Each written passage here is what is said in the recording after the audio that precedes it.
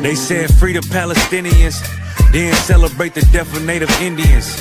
How these other races gon' take us serious? They don't. It's silly thinking you can fight oppression with a vote.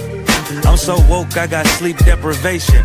Belly of the beast giving birth to a nation. You know how I feel to have culture and they take it. It'll never be peace, tell them free the reservation. Till it's backwards, they don't know that they exist no more. Ever try reaching out for help and you just get ignored?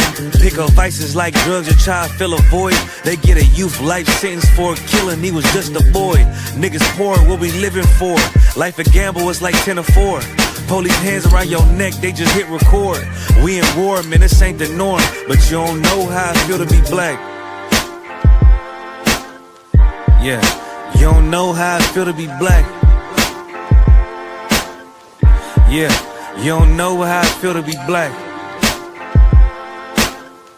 Yeah, you don't know how I feel to be black. Yeah, you don't know. Mama on the stage crying. She just lost her only son to gang violence. Pops level 4 yard talking through the fence. Have you ever tried to hug your loved ones through a fence? Have you ever been hated just because your skin? Have you ever worked all week and couldn't pay your rent? Life a trip, I'm trying to catch my balance. Every step feel like I'm walking backwards. Credit card, but God check the balance. I come from where it's rough, that's why my heart callous. They want you to fall weak, that's a war tactic. Look how we live, what's scary than that?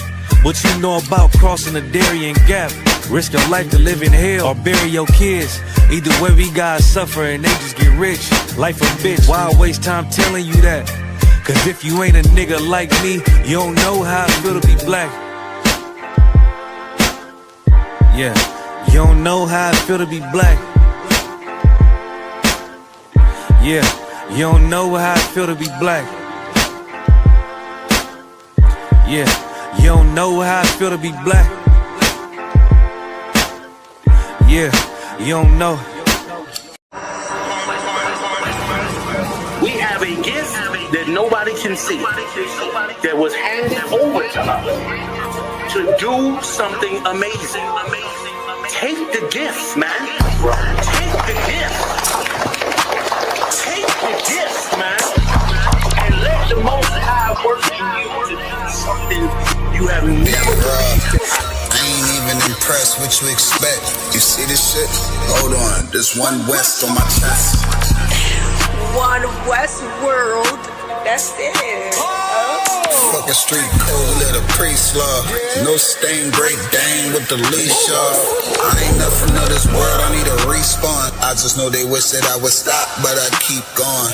These fringes on my calf like a tube sock. I used to stuff the loose ones in my shoebox. And we came a long way from the curbside. Now we looking from the top from a bird eye. And I can't leave my brother on the battlefield. Lord, let the hell rain, we gon' see who real. And you know they gon' hate when they see a plate. So imagine what they doing for $250,000. And we really the only ones going to war. You niggas just be talking like y'all won the war. I made love to this truth and there's no divorce. My Spanish mommy call me Poppy like a corner store. Let me show you how to do it. City living by the word, I think it's time he proved it. I think you better use your head before you fucking lose it. And save the acting for the camera, this is not a movie.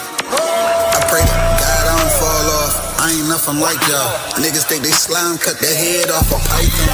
Blame me for my outlook, never counted the lookouts. The world said I wasn't shit, but look how I turned out. Not so bad, huh? Why you mad, huh? We go hard, but go harder for the have-not. Listen, when that oil hit your leg, then you can't stop. Your feet better hit the ground running, this shit bedrock. Man, we tried to put him on, but he sleep. Waking up the people, that's the job for a priest. Hopped out the wheel, fringes swinging like a pendulum. You heard of the tribes, where the fuck you think they get it from? Look, I'm a soldier, get the order, then I get it done. Got some big shit to split the water, make these niggas run. Why you hurt? If I told the truth, then I showed you love. Let me prove it, wanna move right, let me show you how to do it. Let me show you how to do it. City living by the word, I think it's time he proved it. I think you better use your head before you fucking lose it. And save the acting for the camera, this is not a movie. Don't step over the line though. Everybody, anybody, it's up for everybody. And that's not, I got bigger fish to fry. I got people to save. I ain't even on a rap, so I already beat the rap shit. Yeah. Hey, listen, brothers and sisters, man. If you like what you hear, hit the subscribe button, man. Subscribe to this channel. And also, please, go to isupk.com and pay your tithe. Drop me some cash so we can move around this planet like we need to, man, and do the things we need to do. Everyone west. Everyone west. Everyone west. Hey, Shalom, Yahweh Bahashem Yahushai, Brakatham to all the brothers, Yahweh Shamar Latan Bahashem Yahushai to all the sisters. I'm priest and officer 500 Barak Yala with the I.S.U.P.K, which stands for the Israelite School of Universal and Practical Knowledge. Started out at 1 West 125th Street, Harlem, New York, under Commanding General YAHANNA, you understand? And we're back again with these Brotherhood classes every Thursday evening, 5 p.m. Eastern Standard Time, right? Live on I.S.U.P.K, Montreal, Toronto, YAHANNA La Puraneta, and Haiti. We have the English Brotherhood classes 1 week out of 2. I understand, taught by myself, 500 Barak Yala. And it's so important to be in these classes, especially tonight. Tonight is going to be a heavy class, a heavy topic. With everything that's going on around the world, all these events that we're seeing, you know, whether it's the impending famine that is coming to us, World War III, Civil War, race war, what's called Trump. Good night. Trump is on the roll right now. He's saying he's saying potentially he's about to invade Mexico. Remember, I think he mentioned, what was it, last year, 2 years ago, he wanted to drop a bomb in Mexico. Well, he said, you know what, we're considering going down there to fight the cartels. You know, and that's such hypocritical of them. Why? Because the biggest cartel on the planet Earth is the Caucasian race. You understand? We're about to go into certain articles because the topic of the class is literally them or us, you know, and it's so heavy. Why? Because even the Bible says this, right? In 2nd Ezra, we're about to pull it up, but everything that's going on right now, everything that matters is going to be between so-called our nation versus their nation. And our fight is not a carnal fight. That doesn't mean don't go train. Absolutely train. You never know what could happen. You need to be able to protect yourself and your loved ones at all times. But our fight is more spiritual than anything. We're going to see that tonight. We're going to understand what's going to transpire in the next coming weeks, months, next year, right? It's going to have a certain effect on our people, where they're going to have no choice. They have less of it. They never had a choice, really. But for argument's sake, our people are going to witness how they have, you know, their time is running out. And I'm going to have you understand why I say our people, time is running out, right? Because of course we know that the kingdom of heaven is for so-called Black, Latinos, and Native. There's not going to be one heathen in a, you know, position of power in the kingdom of heaven, right? This is not the Christian church. This is not the Muslim mosque. This is not your fake Israelite church or whatever they say about the Gentiles. The Gentiles that can be saved are Israelites. You understand? We're about to see what these people truly think of us. And they're hiding their emotions even less than before. It's like they're more open about how they feel about so-called Black, Latinos, and Natives. They're about to be even more open than they are right now. Not even to mention the fact that there is a absolute racist in the Oval Office, the head office, Salakia. You know, there's an absolute racist that's been elected as a president. There's nothing but talks about stopping immigration, you know, Black fatigue, all over the world. Don't think it's just America. Canada, America, France, the UK, Australia. Australia said, let's get the machetes and unalive the niggas. That's what they had a whole banner in Australia for that. It's everywhere. We're about to get into it, you know. But like I said, let me just pull the precept and then we'll get into the article. Right, let's go to 2nd Ezra's chapter 6. Start at verse bear with me 1 second.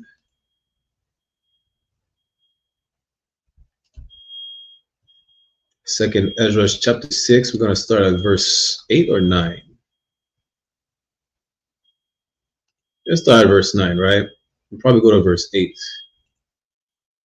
Let me share my screen. Any questions or comments, absolutely put it in the chat. So second Ezra chapter 6, verse 9. Let me zoom in a bit. It says, for Esau is the end of the world. Now, if you have been diligently tuning into these classes, as you should, right? Instead of sucking on blunts, instead of sleeping with whores. Second Ezra chapter 6, verse 9, for Esau is the end of the world. You will know by now who is Esau and what does the word world means. Esau or Edom is the biblical name of the Caucasian race, whom you call white people, right?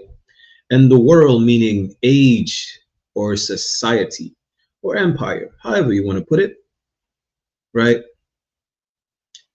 So this is the end of their society. This is the end of this. This is the last empire that stood against us among all those empires before. You understand? This is the last. And Jacob is the beginning of it that follow it. Why? Because Jacob, who's a forefather of the 12 tribes of Israel, so-called blacks, Latinos, and Native American Indians, were the next kingdom that followed. We're the next one to be brought up. The last one. Why? Because our kingdom will never fall. The kingdom of God will never fail. You understand? Let's keep reading. Verse 10. The hand of man is betwixt the heel and the hand. What does that mean? See, that's why we may have to start at verse 8 for you to understand, right? What does that mean? The hand of man is betwixt the heel and the hand. Let's go back. Let's go to verse 8. Second Ezra chapter 6, verse 8 says, and he said unto me, from Abraham unto Isaac, when Jacob and Esau were born of him, Jacob's hand held first the heel of Esau. So if you know, he's referring to how, the birth of Jacob and Esau, two different nations. That's in Genesis 25, if I'm not mistaken. Two different nations, two manner of people came about. You understand? And were brought up.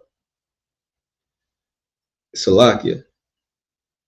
And Esau was born first. And when they were born, Jacob held his heel. That's what it's referring to. Right? But now, what does that mean? Because it says the hand of man is betwixt the heel and the hand. What does the word betwixt mean? You understand? You need to understand certain definitions, right? And context. Otherwise, you're not going to understand what the Bible says. So let's look up the definition of betwixt, right? Share my screen. This is the meaning of betwixt. It's an old English word to mean between. You understand? Between two people or things. That's what it means. Now, when we go back to 2 Ezra 6 and 10, it says, the hand of man is betwixt the heel and the hand. Mind you, Jacob is holding Esau's heel. Picture that for a second. What does that mean, the hand of man is betwixt the heel and the hand? Anyone can answer. I'm going to give y'all 15 to 20 seconds. Right? We have 15 to 20 seconds. Now we'll move on because we have the article, 1-2 article to go over tonight's topic, right? Which is again, them or us, the great replacement. Good night. Imagine, well, first of all, what do you do with your hands? What? I damn near gave you all the answer. Why? Because to do something is an action. The action of man, of mankind, right, is relevant to how we are, so-called blacks, Latinos, and natives versus them. Esau. Esau is the heel, Jacob is the hand. What's going on right now around the planet Earth, you understand, is going to be okay, how can I put it right? The decisive what's the word again? The decisive detail, or denominator of what's going on around the planet with mankind, because of the relationship between so-called Israelites and Edomites. That's it. The only reason they're in power is because we sinned. The only reason they remain in power because we're slaves. Imagine we go back to following the Most High. Us going back to following the Most High, there will be peace on earth and they will not be ruling anymore. The Bible says, when the righteous are in authority, the people rejoice. When the wicked bear rule, the people mourn. Listen, when did the whole planet mourn when we were under captivity under the Arabs? When did the whole planet mourn when we were under captivity under the Africans or the Chinese, the Moabites? When did the whole planet mourn? Right now, the whole planet is in the mourning.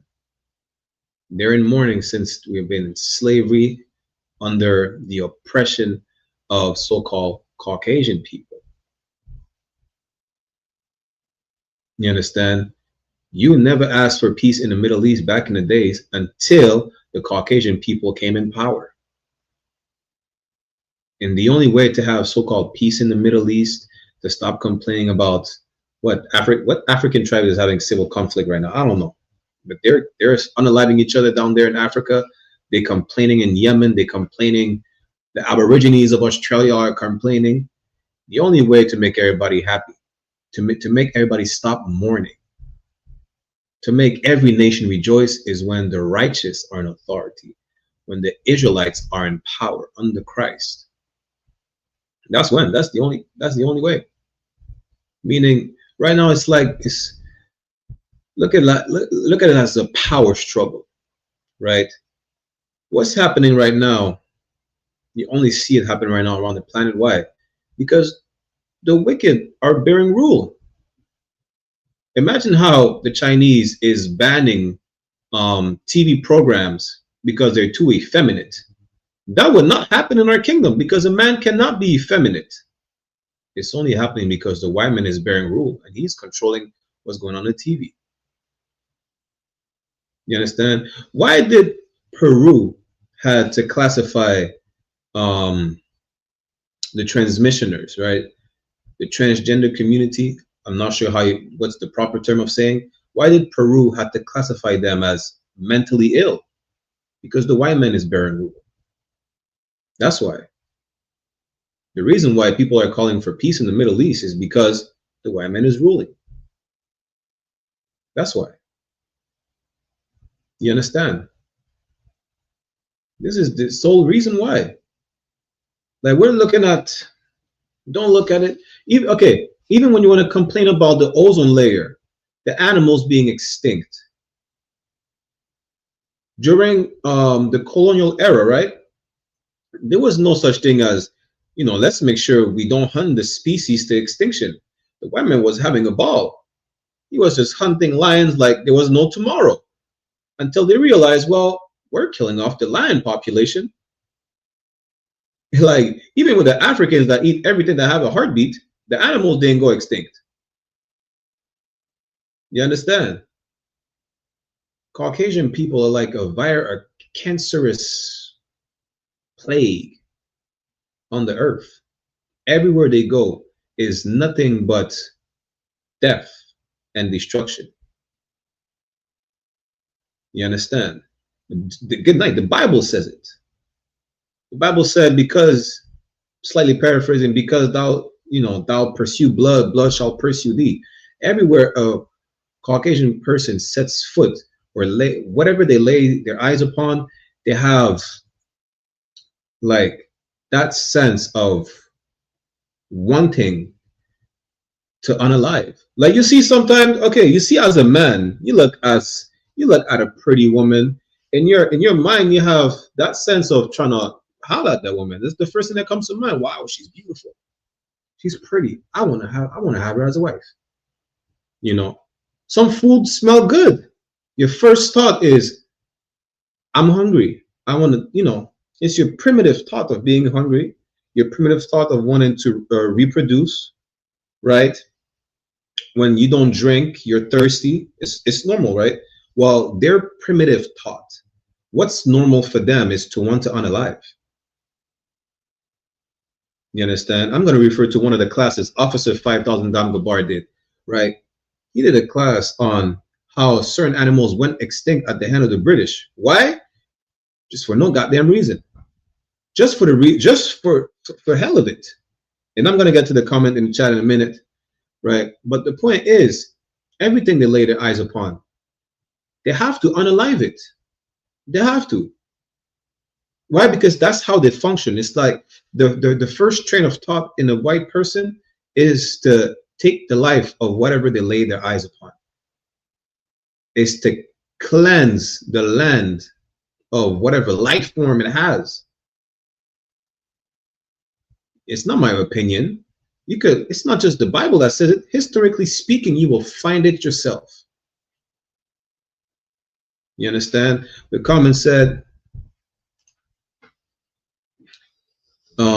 evil people trying to stop God's people mission. Vengeance is the Lord's. Vengeance is the Lord's. Absolutely. Vengeance is the Lord's. And those evil people trying to stop God's people mission are the devil the Bible speaks of. Quote unquote, the Caucasian race, the Edomites. They're the one trying to stop us. Guess what? They can't. We're going to go over that in a second. But real quick, let me not be too long-winded. Let's get into the first article, which is part of the topic of the class, which is them or us? You understand? Let me share my screen. First article, let's get to it. This is Elon Musk's dad, Errol Musk. I'm going to say Emerald Musty. Salakia. Elon Musk's dad, Errol Musk, says U.S. will go the South Africa way if. We'll see what he's about to talk about. For those who don't know, these people are inherently racist. And they're saying that white people were indigenous to Africa, to South Africa specifically, which we know is a lie. I mean, that's, I don't even need to explain that, right? But they're saying that, well, the immigrants that Trump is allowing in the country are quote unquote white South Africans who claim that they were fleeing a genocide at the hand of the black native South Africans, which is a lie. If we look at the history of South Africa and the apartheid, they were decimating the Hamites down there. And now they're playing, just like a regular white person, they're playing the victim. And Elon Musk's father is saying the U.S. will face the same situation as white South Africans. Why? Because white people are not reproducing enough. White people are going extinct.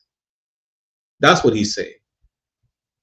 So Elon Musk's father, Errol Musk, said that the U.S. will be doomed, as he was told that the whites in the country are expected to become the minority population in the next 20 years. Good night. Were white people ever the majority in the first place? And that's diabolical to say that white people are going extinct. They're becoming a minority. You know who's becoming you know who became a minority throughout the Americas that we think are going extinct? That you should see on every street corner, owning a house, owning a business, owning the land? The indigenous people of the Americas. Like, imagine the white man having the gall to say white people are going extinct on stolen land. Imagine that. And don't think, well, this is an American problem. Elon Musk is of what, Dutch descent from South Africa? What does it have to do with America? Well, the thing is, it's like a hive mind, right? Let me pull up to you the definition of a hive mind. I'm using words and terminologies that people may not understand. White people have this, it's like a hive mind. They all think the same. You understand? That's the thing. They're one body. That's what a hive mind is. And even though he would be a so-called white South African, of course, a colonizer of South Africa, he thinks that, you know, a white people problem is a white people problem wherever white people are. Doesn't matter if it's America, if it's Canada, if it's France, the UK, and I'm going to show you that. But let's see what a hive mind is, because this is exactly what these white people have. They think the same, right?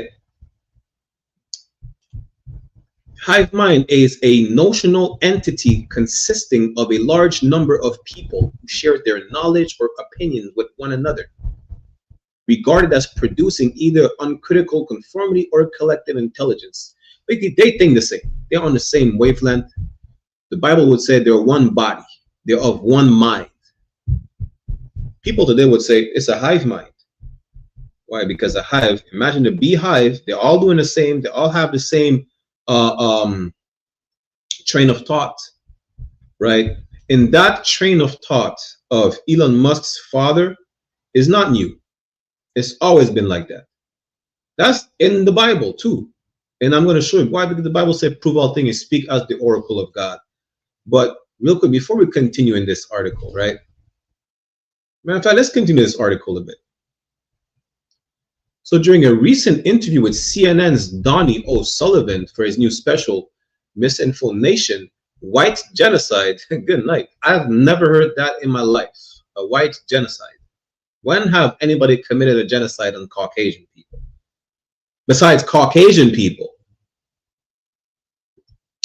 Errol was told the big concern at the moment, and why I think South Africa is a big talking point in the US right now, is America in the next 20 years will become, for the first time in history, a minority white country, which again is diabolical, because the Americas, from the north to central to the south and the Caribbean, became a indigenous minority continent. You see how our oppressor is a devil? He's worried about him going extinct when he colonized the land. You understand? Let's keep reading a bit. To this, Elon Musk replied, well, that will be a very, very bad thing to happen. Adding, you want to see the US go down? Why? You don't like cars or whatever the case is. He's see, and look at this, right? He's given a racist comment, as obviously he says, what is it? You want to go back to the jungle? That's what he's saying. If white people are minorities, they think it's going to be the collapse of civilization. The thing is that we would have to see an example of Caucasians, you know, of I'm just going to say that Caucasian civilization. Why? Because when I say civilization, I'm talking about also the people with a moral code that are civilized. Not just because you have a city, you're civilized, or we have morals. The proof is the Roman Empire. Then you're legalized pedophilia. The Greco-Romans was all right with sexual deviancy. They made them every religious aspect, or every religious cult, or every aspect of their belief was around sexual immorality. So you cannot bring these as examples. When white people were ruling in Europe, which they still are to this day, the Black Plague was because these people are nasty and filthy. The moment they stepped out the Caucasian, the caves of the Caucasus, and they started spreading like COVID around the earth, everything just withered away. It's almost like, before we get to the other article, right? It's almost like they forgot where they come from. To try to say, well, if white people become a minority and go extinct, what we're going to do, go back to the jungle? Don't you know that you come from the Caucasus Mountains? Don't you know that you come from the caves? This is why you call yourself Caucasians. You name yourself cave dwellers. You name yourself troglodytes. This is not a term that anyone of color came with. You named yourself that. Imagine that. And then you want to make it seem like it's racist for someone to say, but you call yourself Caucasians. You call yourself troglodytes. Caucasian means cave dweller, caveman. You're the savage on the face of the earth. If you look at any movie or even made up documentary they made about cave people, they're just mentally delayed hunting and eating raw, uncooked meat. That's what they do. They make it seem like they invented fire, which they didn't. That's diabolical. Even in a delayed mental state, you steal everything. You understand? And you're apparently at fault for the extinction of some of the animals on the earth. They said the mammoth, the woolly mammoth, has been extinct because he was hunted to extinction. Who was hunted a hairy elephant to eat it? Come on, in the cold. That's what they make it seem. Y'all look at the first movie, Ice Age. What black caveman have you seen? Which one? You see, the problem is white people are hypocrites and they like to play victim. Now, apparently, the white race is going extinct, which we're about to see that some of the actions that are being taken by Trump are also based on that belief, which is also part of the title of the class, which is the Great Replacement. So his ideology is not new. I'm about to show you that right now. And I'm also about to show you that it's been in the Bible that nations fear you replacing them. When I'm talking about you, I'm talking about so-called blacks, Latinos, and natives who are the real biblical Jews of antiquity. Let me share my screen on the article. 1 second.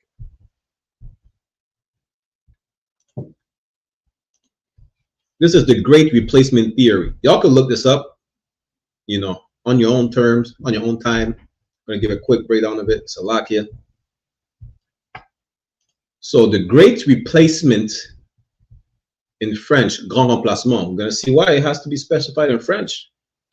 Also known as the Replacement Theory or Great Replacement Theory, is a debunked white nationalist far-right conspiracy theory coined by French author Renaud Camus.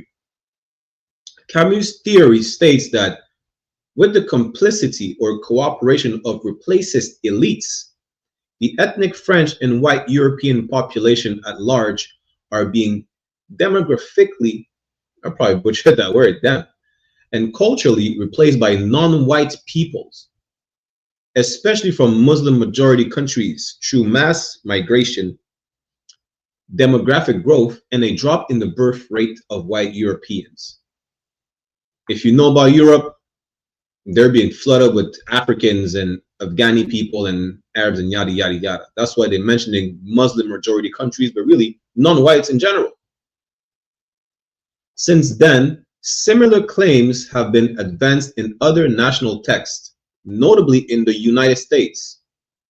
Mainstream scholars have dismissed these claims of a conspiracy of replacist elites as rooted in a misunderstanding of demographic statistics and premised upon an unscientific racist worldview. There is no replacist elites. White people run the world. They don't want to be replaced by nothing, by nobody. But this is not new. This is as old as the Old Testament. You understand? There's nothing new about that. Let me show you the great replacement theory in the Old Testament. Let's go to Exodus chapter 1, verse 6. Right? This is after Joseph died. All his generation died. Everybody that Pharaoh knew, was acquainted with, his family, this generation was gone. Why? Because people die. People live and they die, right? So Exodus chapter 1, verse 6, and Joseph died, and all his brethren, and all that generation.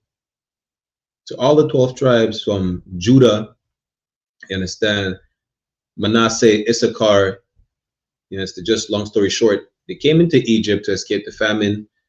Pharaoh, Salakia, they sold their brother Joseph to the Egyptians, right? He was appointed as, I forgot exactly what was his position in Egypt, but he had a high-ranking position under Pharaoh because he saved the country of a famine. Joseph, and the Pharaoh let Joseph family moved in. Matter of fact, I think it was like, what, 70 people? Don't quote me on the number exactly. So we moved into Egypt temporarily, if I'm not mistaken, in the area of Goshen, separated from the Egyptians. Why? Because to them, it was an abomination to even dwell around what they call Hebrews, which would be just Israelites, right? So, or shepherds, because we were shepherds. So the generation of Joseph and his brothers, they died. Verse 7, and the children of Israel were fruitful, were reproducing more than the Egyptians. Just like today. Listen, today is not, maybe not today, but in the days of our parents, grandparents, yeah, it's families like 12 kids. One mother had 12 kids. That was not unusual. We've always been a fruitful nation. You understand? And the children of Israel were fruitful and increased abundantly and multiplied and waxed exceedingly mighty. Listen, we're growing in numbers, right? Among a nation that already despised us, that never even wanted us to sit at the same table as them. What did you think happened? The same thing that happening today. You know, the same exact thing Elon Musk's father was talking about. We're going to show you. And the land was filled with them. Verse 8. Now there arose up a new king over Egypt. There was a new Pharaoh over the land of Egypt, which knew not Joseph. He didn't give a damn about the reputation Joseph had. Like, who the hell is this Hebrew? Why is he even in our text about, being mighty? What is going on? He don't give a damn. And that would be the equivalent of having, for instance, someone working in the American government, or in the military today, or the Canadian, whatever position you have in the government in the UK, France, whatnot. It will be the equivalent of us working in the white man's system, being on good terms with the white man that's ruling over us. And then he dies or he gets replaced.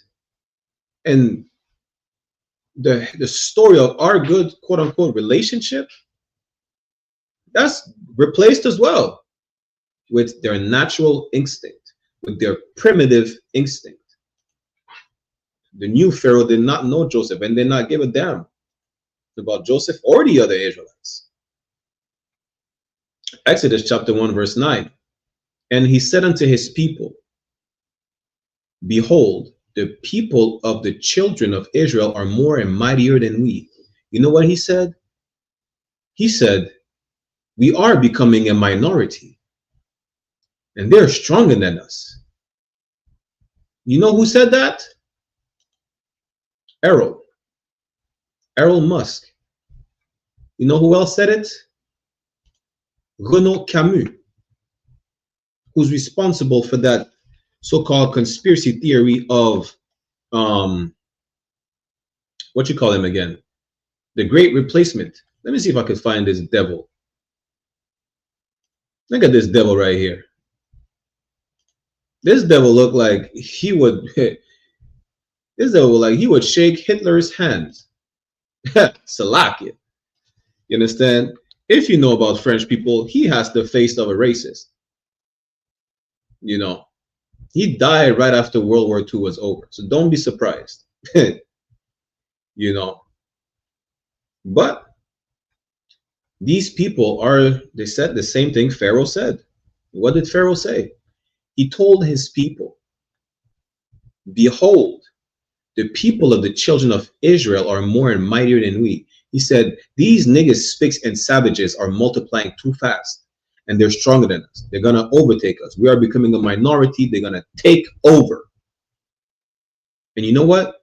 The Israelites didn't even have a bad relationship with the Egyptians. They welcomed us open arms so that we would not starve. Mosiah and Christ to the Lord, being with Joseph. You understand? But we were not doing any uprising. But that same fear of our oppressor at the time, which was the Egyptian, is the same fear white people have right now. In their mind is fight or flight. And a thief is not giving up what he took. A thief is not giving back the land. If you don't know, listen, even that train of thought of white people saying they're being replaced, when what do Black and Hispanic and Native do to white people? Nothing but unconditionally love them, forgive them, and forget about all the atrocities they did to us since even before 1492. So how are we posing a problem to white people? We did not unalive Charlie Kirk. White people unalive Charlie Kirk. We did not start the war with Ukraine and Russia. White people did that. The French and the British going at it against each other, that was white on white crime. During slavery, guess what? The enemies of the British were who? Again, the Spanish, the Dutch, the Portuguese, they were all fighting against each other. Where were we? On the plantation, getting unalived by all of them.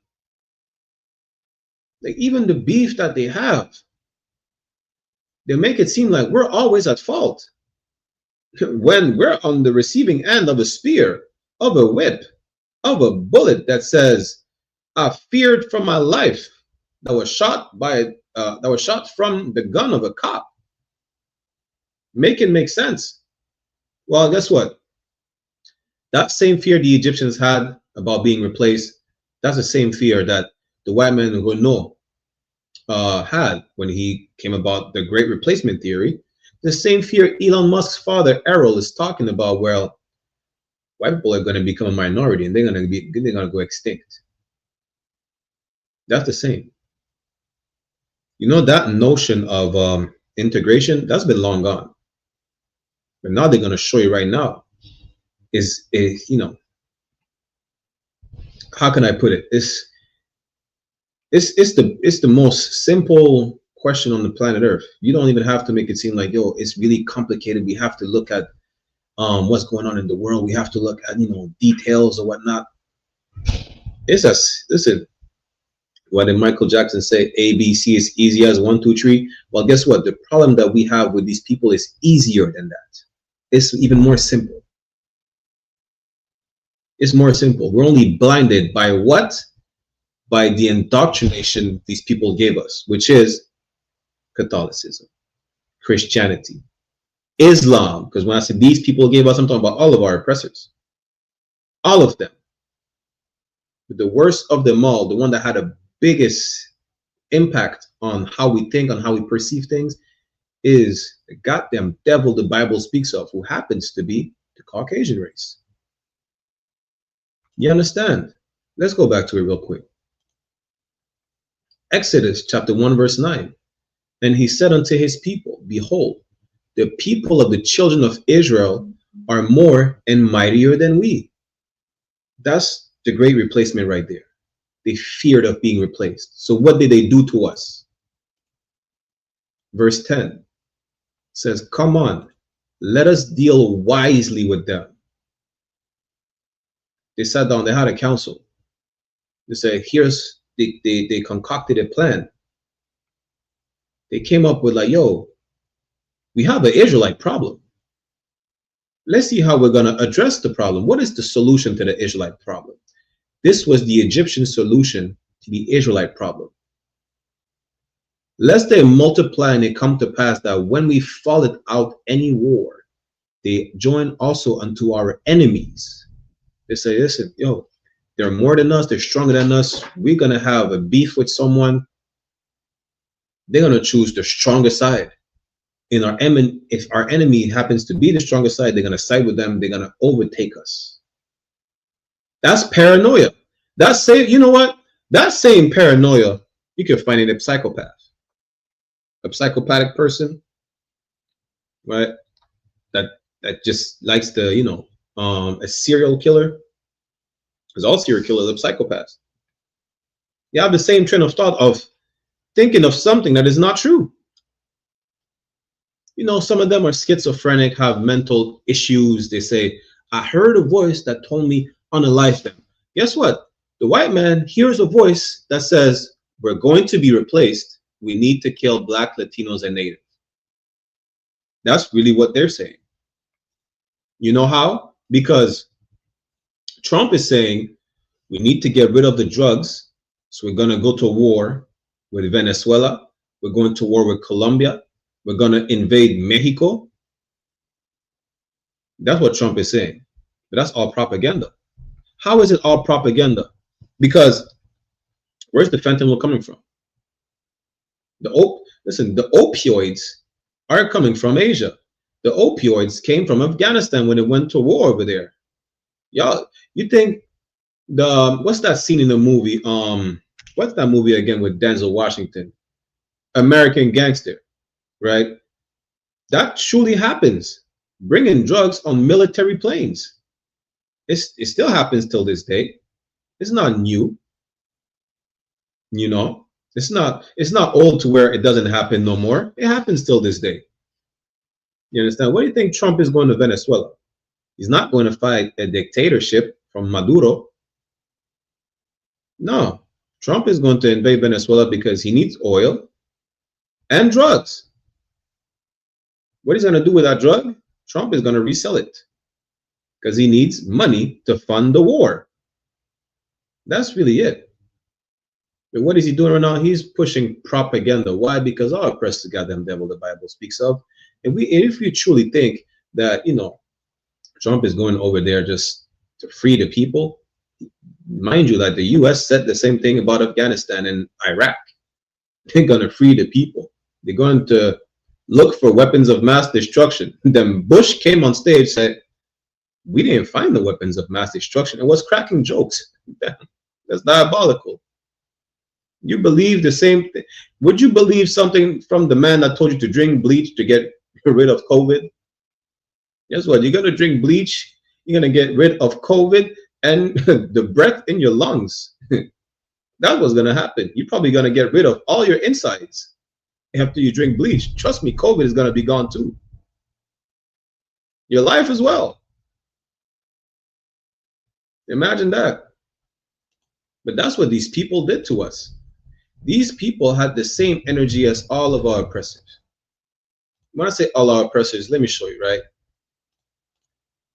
Let me go to Psalms chapter 83. Because guess what the Arabs did to us during the sub-Saharan slave trade? The Arabs had us as slaves as well. Don't believe the hype that no, under Muhammad they freed the slaves. That's a lie. They had us as slaves. Not only that, they had, just like you see in Dubai, they treat our women as sexual objects and do all types of deviant acts towards them. It used to be the same under the Arab captivity, right? They had harems of our women. Now ask yourself, unlike captivity today, where you could still find a population of men that they held as captives, sons, grandsons, fathers in other generations, why wouldn't you be able to find a population of men over there that remain from the sub-Saharan captivity. They castrated the men. It's that simple. They castrated the men. That's what they did. That great replacement theory is really more prevalent with Caucasian people, especially because they're our last, captors right now. But the Arabs, they're thinking the same. They just castrated the men. That's it. They didn't have like slave farms like the white men did. Right. Let me go to it. Let's go to Psalms chapter 83. Let's start at verse 3. Yeah. Let me share the screen. Psalms chapter 83, verse 3. It says, they have taken crafty counsel against thy people and consulted against thy hidden ones. That's exactly what they did. The Egyptians did it. The Arabs did it.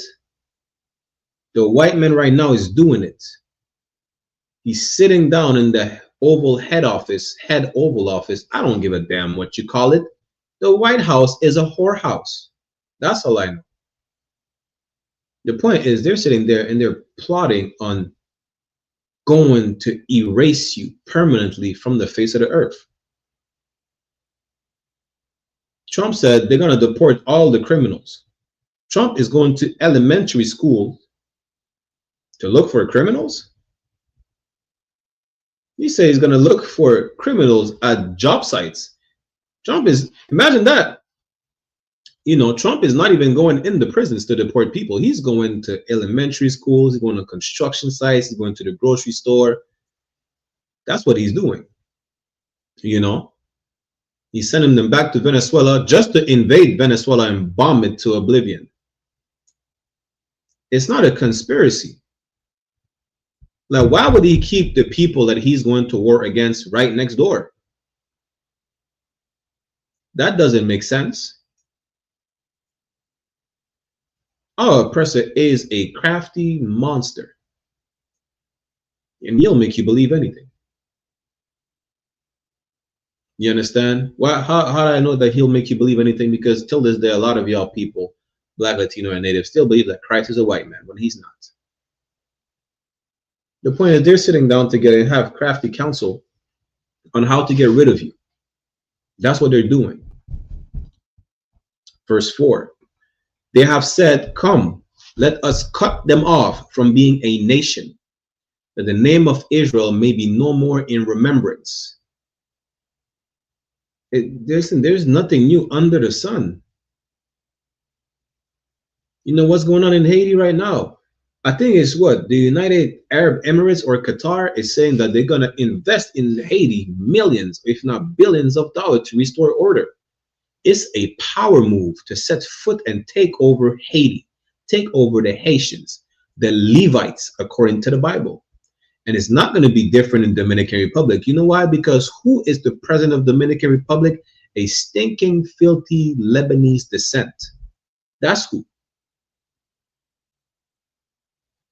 You understand? It's a whole plot to rule over you. Imagine that. Trinidad, what is it? The prime minister in Trinidad is a Coolie East Indian. Suriname, Guyana is the same thing. France and Martinique and French Guyana are ruled by white people. The French, right? The Dutch still has a hand in the Dutch Caribbean. I think the ABCs and half of Saint Martin, right? The Arabs are already over there. The president of El Salvador is Palestinian. The oligarchs, the elites, as they call it in Haiti, they're Lebanese and Syrians. The president of the Dominican Republic is Lebanese. This is not make-believe. They're all plotting to destroy you. Even, you see on our show that we have, right? Every Sunday, 1 p.m. Standard Time, with Officer Adiar, we played a clip of a brother from Brazil saying, yo, there is really no push to have everybody integrated and for mixing the race.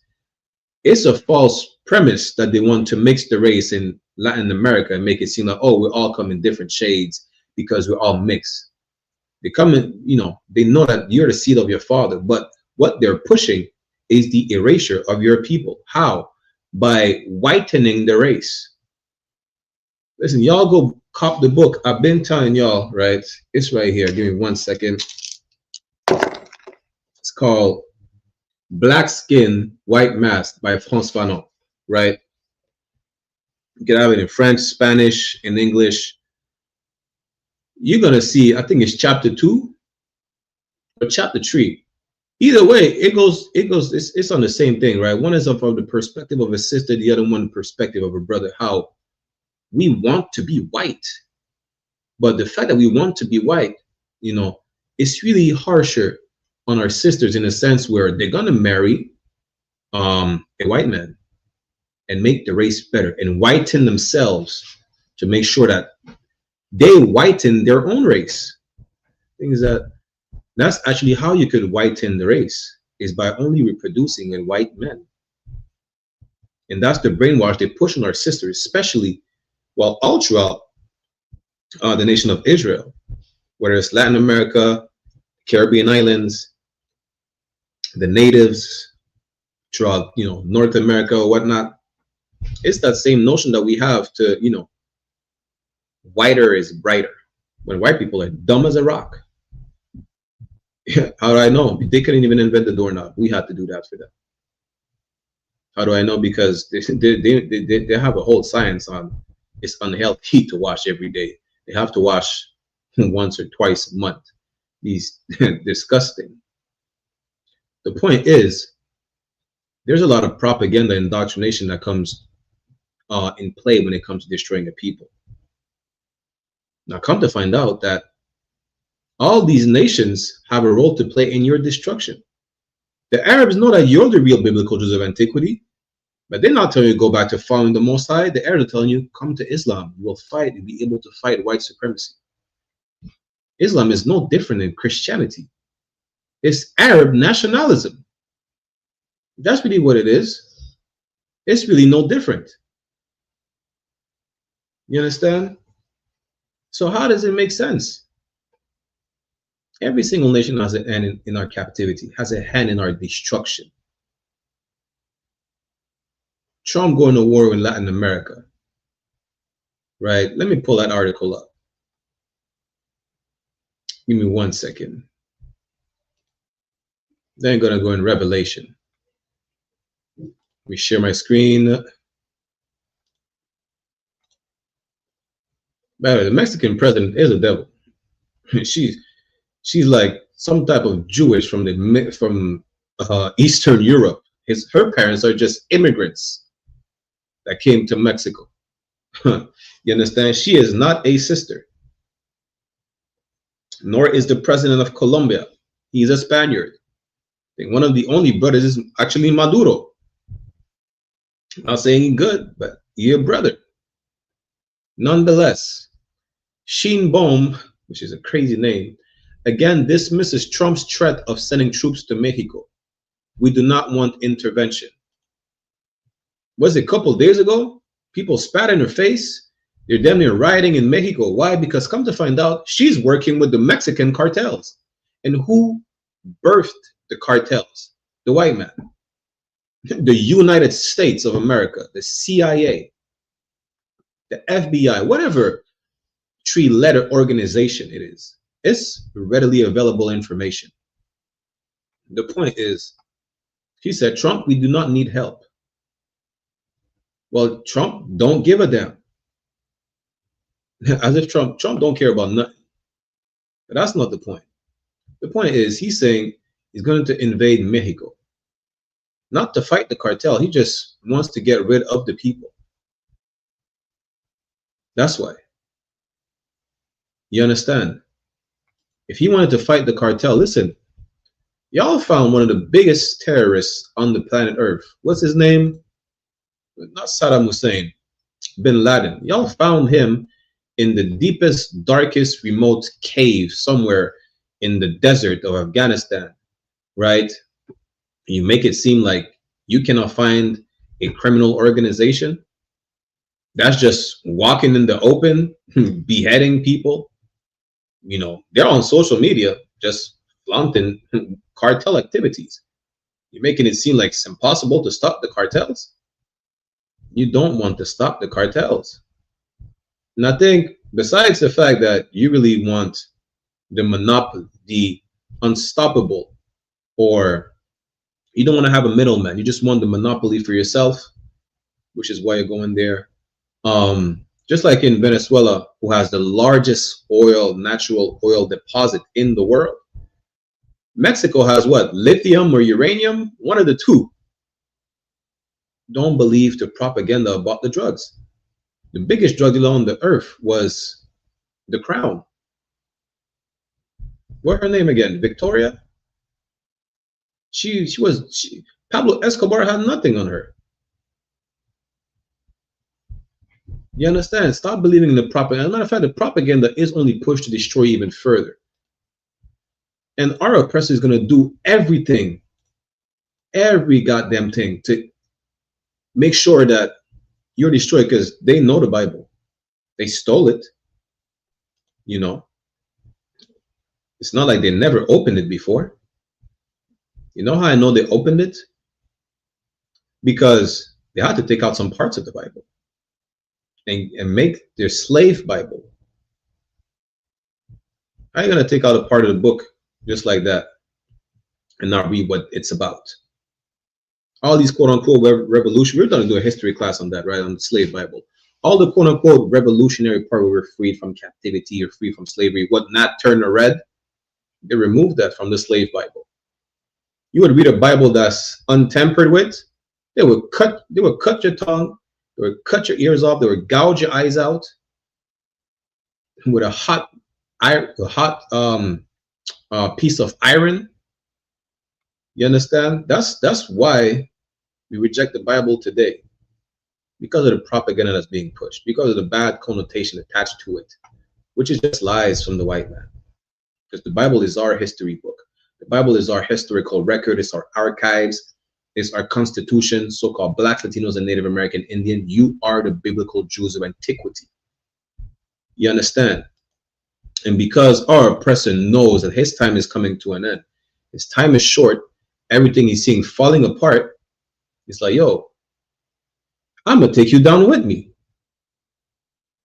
Your personal Christ is coming back. He's cracking the sky open with 200 million nigger angels to fight in the midst of World War III. He knows World War III is in the Bible. He knows that you're the biblical Jews, and the reason why his empire is falling is because he won't let you go.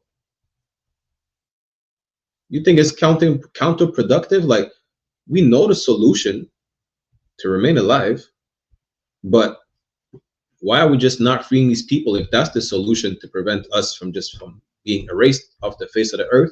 Because he's too proud. He's too proud. You understand? What the white man said, listen, you ever heard about a white man say, oh, something happens or his wife cheats or whatnot, you're gonna unalive the wife, the children, burn down the house and unalive himself with it? Afterwards, the white man, he thinks of nothing but, you know, he's primal, and in his primitive mind, the first thing to think about is death.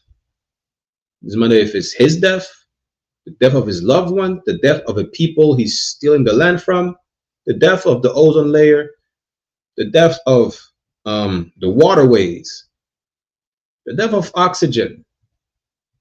If the white man could, he would kill death. You know how I know? Because they keep trying to freeze people forever so they could be immortal or whatnot. That's how I know. He's trying to kill death. You understand? Let me show you his pride, and then we're going to see that because of his time coming to an end and his boat sinking, he wants you to keep him by his side. And that's why when I said at the beginning of the class, in these coming days, weeks, and months, a lot of things are going to happen where we're going to realize we have but a short time to leave this oppressor and come to class. That's it. Let me show you the pride of the white man. Obadiah chapter 1 verse 3 says, the pride of thine heart, let me share my screen, Obadiah chapter 1 verse 3. The pride of thine heart hath deceived thee. For time's sake, it's talking about Esau or Edom. You understand? You could the whole chapter is about the demise of the Edomite nation. A SHALAM, YAHAWAH, SHABRAKATAH, young man Tim, the water for tuning in. The whole premise of Obadiah is a vision about the demise of the Caucasian race, the Edomites. And them knowing history, and you know, they're the first one to say, to avoid the mistakes of the past, we have to not repeat. He said, to have a chance in the future, we should not repeat the mistakes of the past, or something like that. Guess what? Looking at the Egyptian Empire, looking at the Babylonians, the Greeks, the Romans, the Persians, all the nations that had us in captivity, I just mentioned the major ones. All of them have one thing in common. They had us in captivity. They enslaved us. They oppressed us. And it's not like he doesn't know that. You could look at historical records that he stole as well. Guess what? The white man knows what's in the Bible. He knows that he's too proud of the people to just say, you know what? I give up. We had a good run. I give up. He will never say that. Why? Obadiah chapter 1 verse 3 says, the pride of thine heart hath deceived thee. He's too proud to just let go. He's been caught. Damn, Putin said the people in the Bible are black. You think the white man is going to say that Christ is black? Of course not. He's too proud. He is like, it's not even about the fact that he believes in his own lie. It's about accountability. You see, certain things are not in people's vocabulary and could never be. Right? Accountability is one of them. And you think, well, women lack accountability. Listen, you could teach a woman, a sister, to have accountability. You can't teach a white person to have accountability. It's not about the mistake they do. They're committing crimes and be like, and not feeling bad about it, and they think they're to the point where they're entitled. They think they're entitled to commit a crime and not be charged of, or not be trialed for it, not go to trial for it. They think they're untouchable. And this is what we're going to read. Thou that dwellest in the clefts of the rock, you Caucasian people, Caucasian meaning cave dweller, you cave beast, and a cave cancer, whose habitation is high, that said in his heart. This is how white people think. This is what they have. This is the train of thought of Caucasian people, right? Who shall bring me down to the ground? He steal the land and say, who's going to take it back from me? He's committing genocide and say, well, who's going to enact revenge or bring me to justice? That's how they think. He does something bad to someone and say, what you going to do about it? Is there anyone who's going to step to me? This is exactly the mind of white people. And what that reminds you of? A bully. The white man is the biggest bully on the face of the earth. You understand? Historically speaking, you could look at, listen, you don't want to look at our nation because you don't give a damn about us, no sweat. Look at every single nation, every single piece of land the white man set foot on. Apparently, they became the natives of South Africa. Apparently, you know, all the prostitutes and prisoners and rapists from England that went to colonize Australia became the natives of Australia. And he's saying nobody can do nothing about it. Well, the Most High will. And the level of pride of white people is almost amazing. In a sense, I'm saying that not in a sense of glorifying them, but it's damn near unbelievable. You cannot believe like how they think. Like you cannot believe, damn, you can't be that proud. Guess what? They can, and they are. How do you know that? Let's go to the Bible real quick. Let's see what the Bible says. Go to 2nd Ezra's, right? 2nd Ezra's chapter 13. For time's sake, let's start at verse 31. 2nd Ezra chapter 13, verse 31. And one shall undertake to fight against one another. That's in the midst of World War III, where everybody's fighting against one another. One city against another, one place against another, one people against another, one realm against another. Everybody's going to fight. All these nations, all these governments are going to come down to the point where, yo, listen, we got to fight because we ain't just giving up. We ain't just letting go. It took us 500 years to rule the planet Earth. It took us a minute to just conquer all this land. We ain't letting that go. They're going to fight. You understand? All these nations, the Africans are like, yo, we kicking out the Caucasian man of Africa and we're going to fight. The Arabs are rallying behind Palestine. You know, they're having their own Muslim Brotherhood. They're going to fight. Everybody is going to fight one against another. I'm going to call it a civil war, a race war, a religious holy war, world war. It's war. Nonetheless, let's keep reading. Verse 32. And the time shall be when these things shall come to pass, meaning it will happen. And signs shall happen which I shewed thee before, and then shall my son be declared, whom thou sawest as a man ascending. What is it talking about? This is a prophecy about Christ returning. And Christ is returning in the midst of World War III. Right when bullets are flying left and right, people are bashing each other across the head. You understand? With whatever weapon they have at the time, rocks, sticks, who knows? Christ is coming back in the middle of the beef. Verse 33, and when all the people hear his voice, every man shall in their own land leave the battle they have one against another.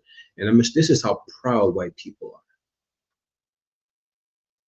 are. Right? I'm going to show the level of pride is beyond belief. They're stopped the fight.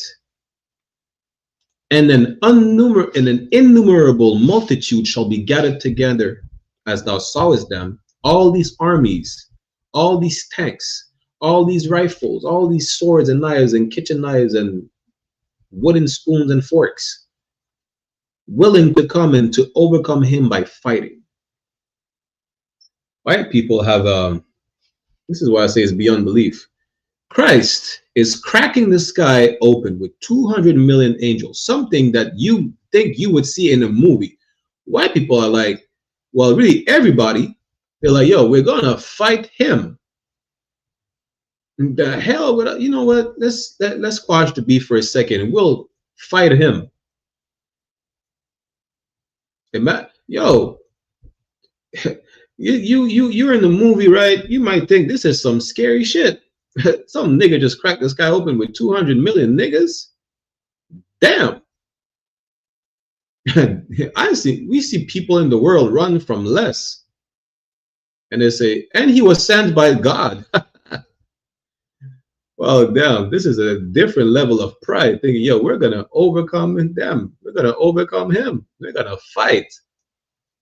Christ is going to slaughter all of these people. Damn. And they know it. But guess what? White people are too proud. They're not going to free you. They know you're the real Jews. They know that I.S.U.P.K is the home of the truth. They're still trying to come against us. You know? They portray themselves as gods. Imagine that. You portray yourself as a god. Like, what's that painting again? I'm going to show you, right? There's a painting. I forgot the name of it. But it's the painting of Adam and God, of what they perceive of God. They call it, okay, yeah. It's the creation of Adam. Watch this. This is white people's creation of Adam. Not only is they really homosexual because why is this man naked? But they portray themselves as God. Like, this is a whole different level of pride.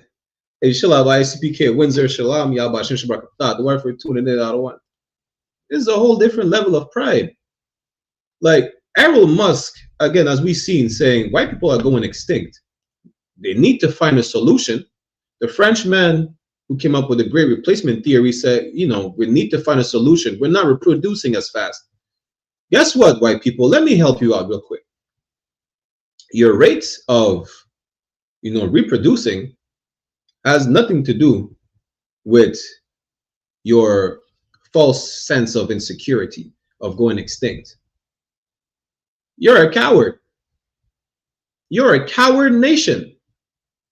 How do we know that you're a coward nation? Because you came over here, you didn't know how to eat, you were starving and freezing to death. The natives help you, as opposed to say, yo, teach me how to fish, I can feed my family. You said, I'm gonna just take over the land and the lake. That's it. And whoever's remaining, well, guess what? Your supply of food, as far as reindeer and buffalo, I'm gonna kill them too, because I don't want you to have a chance to live.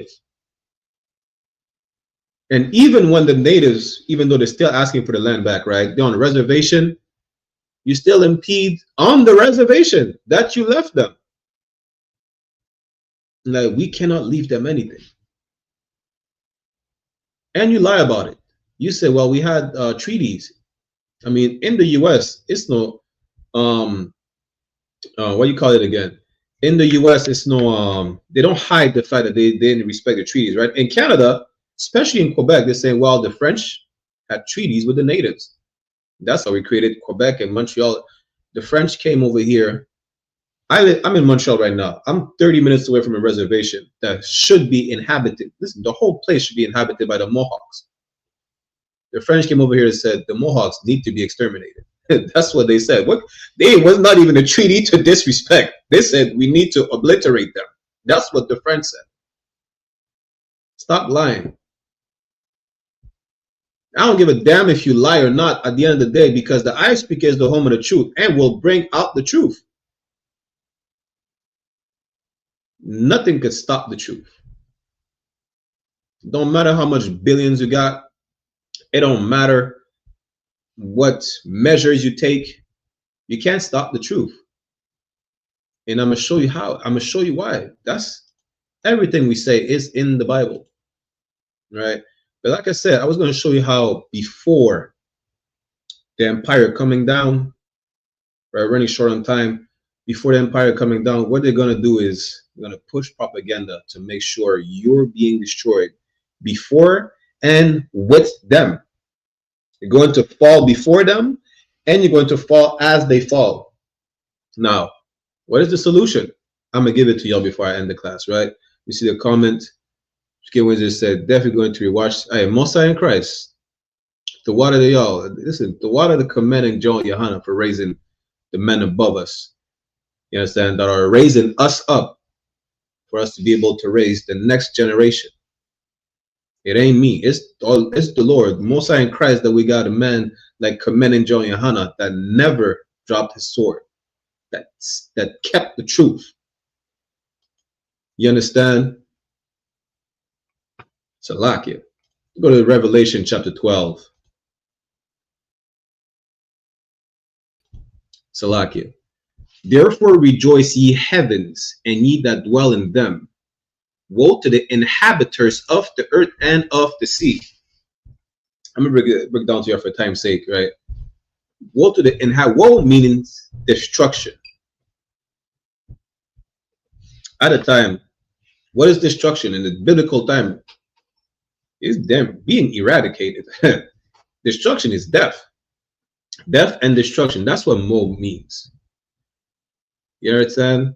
Woe to the inhabitants of the earth and of the sea. The people. It doesn't mean, listen, I don't know how many people live under the sea. This is not SpongeBob. It's not Atlantis.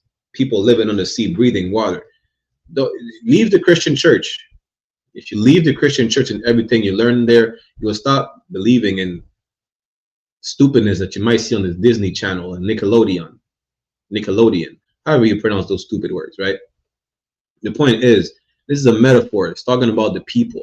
Woe to this death and destruction to this society, right? For the devil, which who know it is, that great serpent, that dragon. As a matter of fact, we're going to break down this whole chapter another time, another class, just for time's sake, right? But it's talking about the old serpent of the garden, the dragon, if you read a couple of verses up. The devil is come down unto you having great wrath. This is why you see ICE just dragging children out of their father's hand while he's having a seizure in the car. That's why we're being oppressed more than ever. This is why, as a matter of fact, I just see this is why they're cutting the food stamps. Don't think they're cutting the food stamps because people are just taking advantage of the government. Even over here, they want to cut welfare for a certain type of for some people. That's not because people are taking advantage of the government. That's not why. It's because even though some white people need food stamps and welfare, because you're on it, they rather have their people hurt than to see you even have an ounce of hope to even try to survive. Again, it's all about not them trying to live without you, trying to, have you move out. They can't have you move out and start to, grow back from it. No, they can't. They need to eradicate you. They don't want to see you even in the museum. They don't want to see you. What's the statue again? They don't want to see a wax statue of you. They don't. They don't even want to see you. They don't even want to have a memory of you. What we just read in Psalms 83, that the nation of Israel shall be no more in remembrance. They won't even have the thought of having you in their mind. That's why the devil is going to come down on you having great wrath. He's going to do everything to make sure, we destroying these people before we destroy it. We know our empire is not going to last, but at least we're going to take down as many of them as we can as we fall. It's a lucky. Because he knoweth that he had but a short time. He know Wagwan. You know what's going on. Good night. Listen, a lot of them are just listening to class, taking notes. They're like, damn, we can't stop the truth. No, you can't. You should not have invented Google and YouTube. Not that if you wouldn't have invented it, it would not have stopped the truth. Why? Because prophecies come to pass. That's how we know the Bible is true. Whatever measures you would like to take to stop the truth, I'm going to show you right now, there's nothing you can do about it. Let's keep reading. Verse 13. And when the dragon, the devil, the dragon is the same one again. Y'all go read a few verses above, but we'll break it down in another class. And when the dragon saw that he was cast unto the earth, he persecuted the woman which brought forth the man child. For time's sake, that woman is the nation of Israel. That man child is representing Christ. It's a metaphor. Why?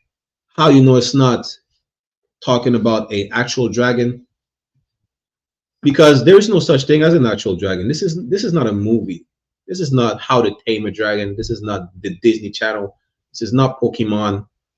Dragons do not exist.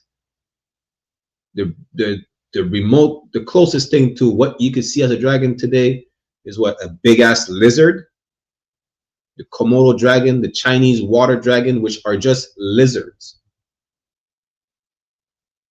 Listen, leave the Christian church and come to class if you want to understand what's in the Bible. Whether it's definition, context, metaphor, allegory, come to class.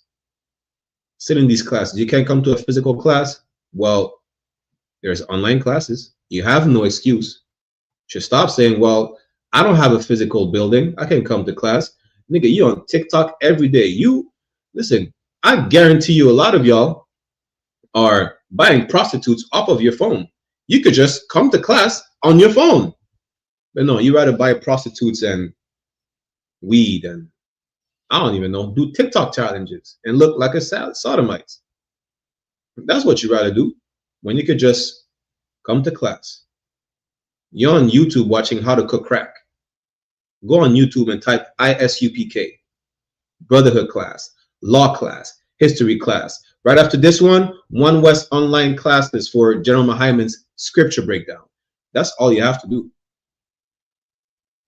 It's that simple. You make it complicated where it's really simple, right?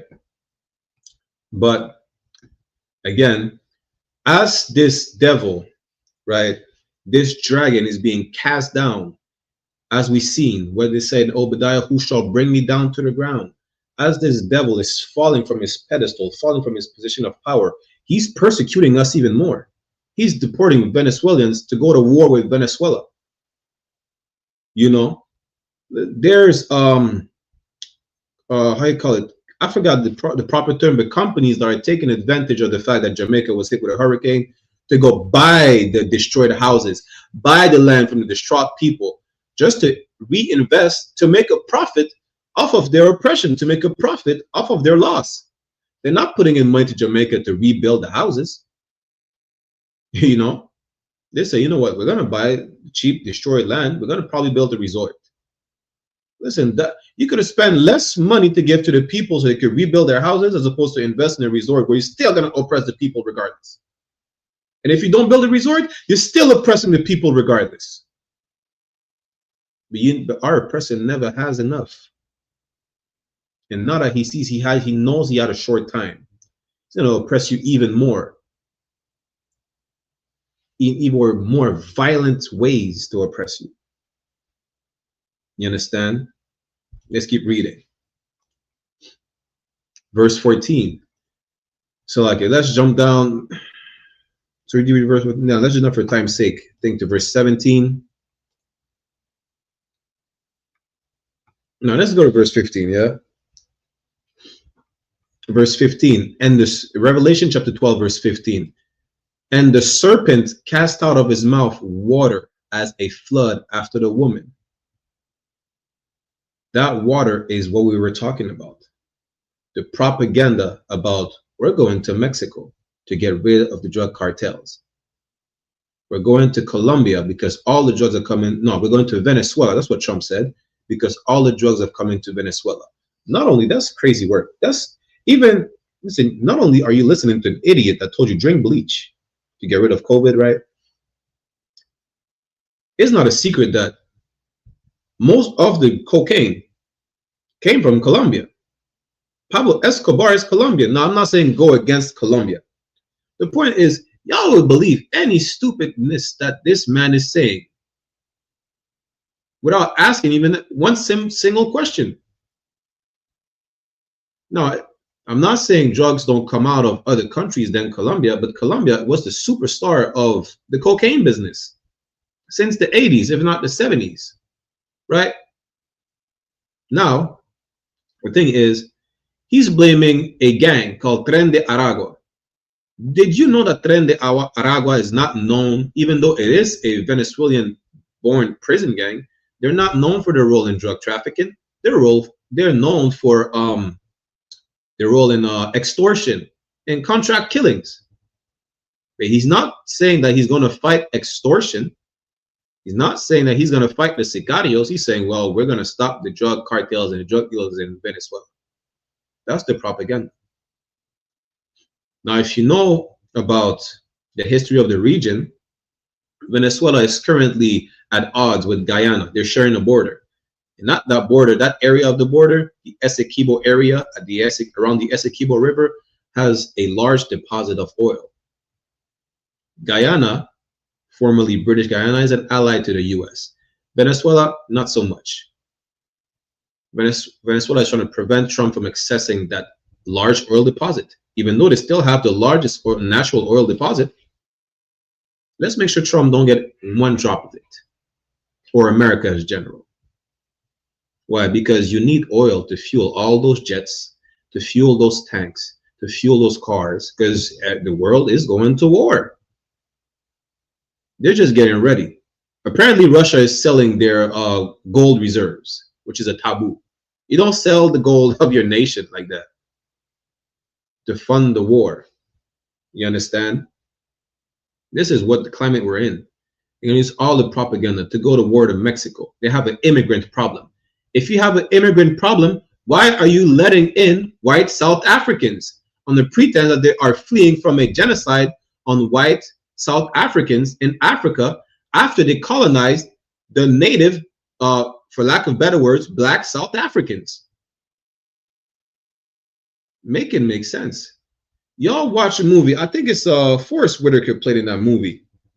It's damn, I think it's called Zulu or something like that. It's a movie about the apartheid in South Africa. Go watch the movie Blood Diamond. Go watch the movie Beast of a Nation. White people are the cause of all the civil war in Africa. Who's giving them guns? You understand? Make it seem, well, the whites are suffering a genocide at the hand of the black South Africans. That's why he's letting in all the white people from South Africa. Well, guess what? Right? You people destabilized every single country of Central and South America and the Caribbean, but you're not letting any of these people in. And when you do, you send them back. How does that make sense? You see, everything would just make sense if you would ask questions. If you allow yourself to ask questions, because people are going to say, well, they don't let us ask questions. You ask, matter of fact, come to class and ask all the questions. We'll give them to you. Come to class, go on Black Watch, go and Cross the Line, One West Ground Zero Radio, On the Ends, right? What's another one? Chopped and Cut. What's another one we got? The Breakdown Podcast, The War Report, Roundtable of Truth. Come on all our shows. Come on all the classes. We have all the answers to all the questions. So you have no excuse to not know that this is propaganda. If the issue was to get rid of the cartel, you could just dismantle the organization you created. You could find, was not Saddam Hussein, I forgot, Bin Laden in the most remote cave somewhere in the desert.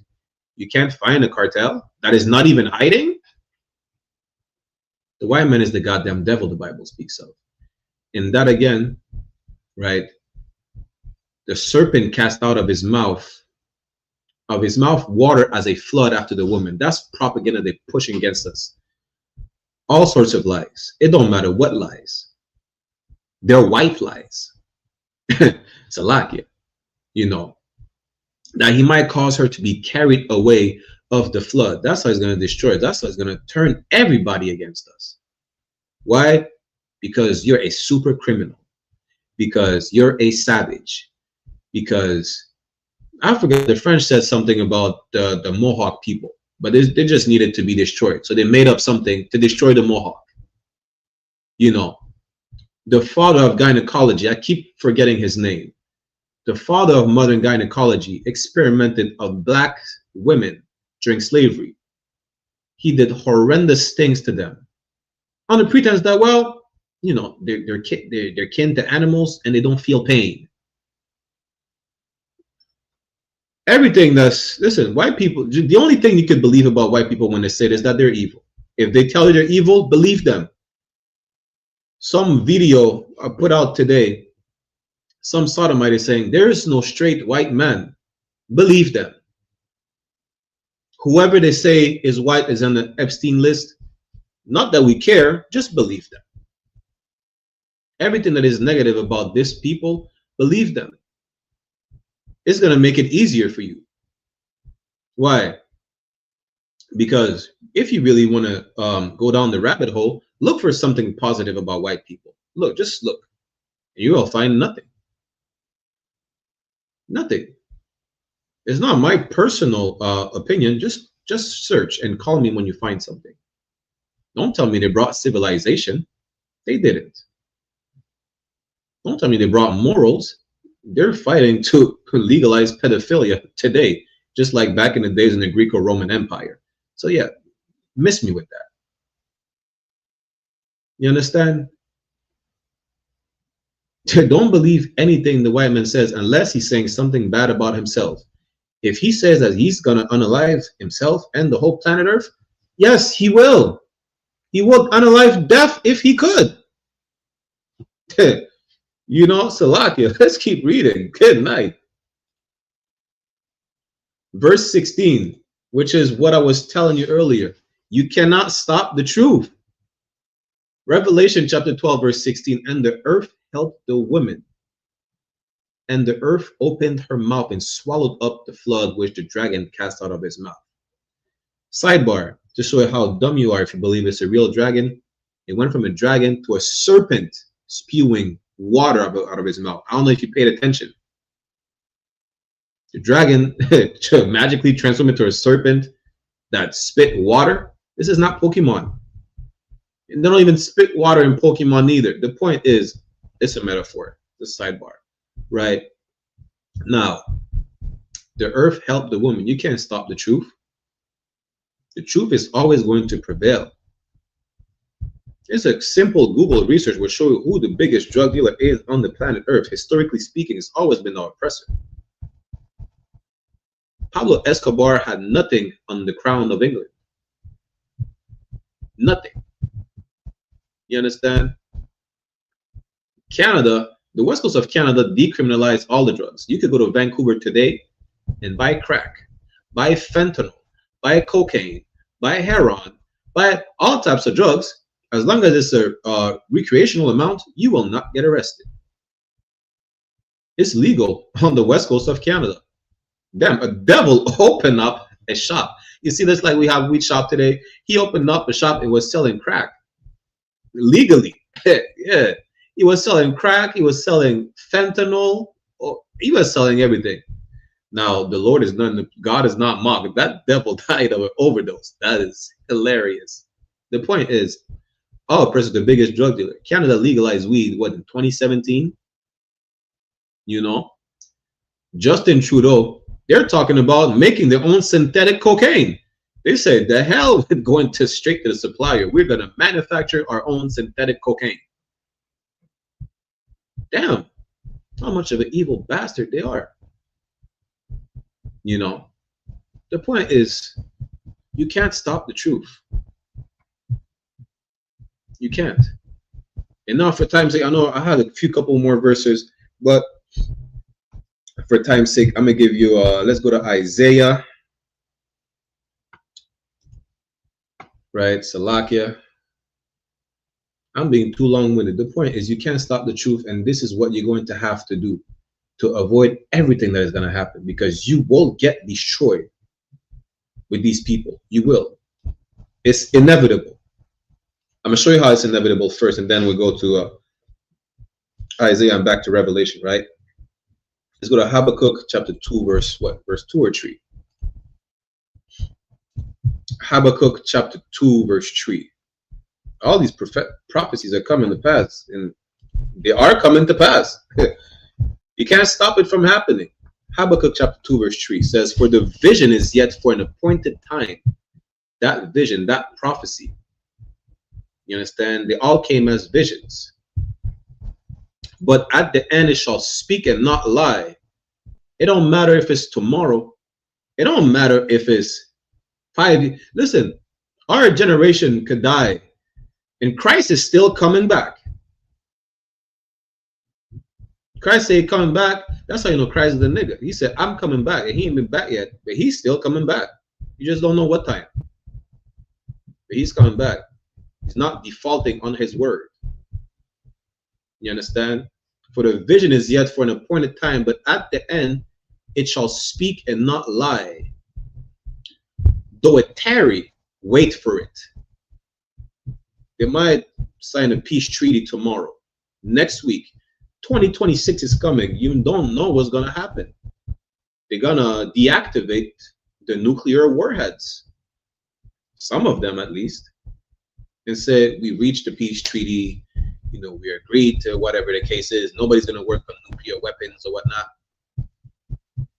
And next week, someone is just pressing the button. Or the year after that, or 2 years after that. Just know that what's prophesied will happen. Because it will surely come. It will not tarry.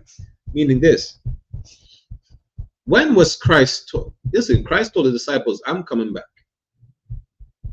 You know for how long people have been saying Christ is coming back? Don't give up. Wait for his return. Well, he's taking too long. Listen, you know how I know that you can be patient? Because you will sleep in front of a store to buy some $200 shoe that you will throw away the year after that. For 3 days, you will sit for 3 days in the store to buy some ugly ass Jordans. I despise Jordans. But you will wait in front of that store. A lot of people sleep for a whole week in front of a video game store. They sleep, they don't shower. They get Uber delivered in front of a GameStop just to make sure they're the first ones to buy the new, what is it now, PlayStation 6 that is going to come out, GTA 6. You will sleep in front of a store for a whole goddamn week, looking like a bug out. You understand? Believe me, you can be patient. I think Christ's return is worth more than the Xbox that you're probably going to sell the next year. Probably just not going to work anyways. Or who knows? They're probably going to shoot an EMP and then you won't have electricity. Now you spend $1,000 on a PlayStation 6 that you can't even play because you have no lights in your house. Matter of fact, you can't even play the PlayStation 6 because you have no lights in the house because you spent all your money on weed. And now you're in the dark sucking on blunts like a homosexual when all you could have done is just come to class and get straight. That's as simple as it is. All these prophecies are coming to pass and it is unstoppable, right? Let's go real quick to Revelation chapter 18. Revelation chapter 18 verse 4. It says, and I heard another voice from heaven saying, come out of her, my people. Separate yourself from Babylon. That's what he's talking about. Spiritual Babylon, which is America. Its influence. Everything that they brought forth. You know, accepting the alternative lifestyle worldwide. You need to reject all their ideologies, philosophies, beliefs that they push on you, specifically on you, Black, Latinos, and Native American. Integration, right? Come out of her, my people, that ye be not partakers of her sins, and that ye receive not of her plagues. Why? Because the Most High will render this place desolate. Why? Because of the sins they committed, the sins that have reached up to heaven. The Most High is like, well, good night. They need to be eradicated. It's about time. Listen, mind you now, you're not waiting on Christ. That's the crazy part. I said that earlier. Keep waiting. Christ is waiting on you. Imagine you think you're impatient. Christ is not coming back. Christ is patient because he's waiting on you. Matter of fact, the Most High is waiting on you. Most High is waiting on you so he could send Christ for you. That's the crazy part. Damn, I almost forgot that. See, I said it wrong. We're not waiting on Christ. We're not waiting on God to send Christ. God is waiting on us to get back on the right path so he could send Christ to deliver us. But you're so selfish. You're like, why? God is not reaching. Well, he's taking too long. You taking too long to stop smoking weed. You should just stop. You're taking too long to come to class. I'm about, well, I don't have time. I know you do. Because you got fired from your job for pulling out your phone and watching a YouTube video. Pull out your phone and watch class. That's it. And you have no excuse, even if you're in prison. You know how I know? Because y'all niggas are in prison doing Snapchat and TikTok dances. It's all over the internet. And then you get your phone confiscated and you get a couple more months. Well, all you could have done is just watch class on that prison phone. Like, listen, when there's no excuse, you don't understand that when there is no excuses. Stop making an excuse. God is waiting on you. And for you to not receive of the plagues that is going to befall on this empire that are already falling right now, whether it's the next wave of COVID, what they have, avian flu, What else? H1N1 is coming back. They have new viruses that we can't even pronounce yet that are spreading fast. You know, Iran is drying out. Go to Iran right now. Iran is drying out. They're running out of water over there. They're not going to have any crops in Iran. The famines. Listen, just look at all the world events. The plagues are not tarrying. We brought that up last time. The plague is like the contraction of a pregnant woman. They're coming one after the other unexpectedly. It's like, what's next? Listen, damn near every day there's a earthquake in the Caribbean island. Every day. If you don't want to receive of her plagues, if you don't want to be part of the destruction, you better leave it. That's what I was going to bring out in Isaiah real quick. So like, let me put out the sign out link as well. I see someone, Robert Man. There's no such thing as shalom. It's shalom. The only reason you think there's such thing as shalom is because of the water that the serpent spew out of his mouth, of the lies that they're putting out there, such as Yiddish. There's no shalom, is shalom. Now let's go to Isaiah 31, verse 1. No, sorry, I'm gonna go to verse 3 right away for time's sake, right? Isaiah chapter 31, verse 3. Now the Egyptians are men. If we go up to verse 1, it says that you trust in Egypt and not in the Lord. Why? Because they look strong. They have an army. They have chariots and horses. Today, the white man is strong. He has all the power in the world. Dumb niggas are saying, if you can't beat them, join them. Well, this is for those who decide to join them, as opposed to keep fighting till you die. You fight to the death, to your last breath. You don't capitulate. You don't give up. Look at we're about to resume the history classes. We're going to go over the history of the Maccabees, specifically because we're approaching Hanukkah, right?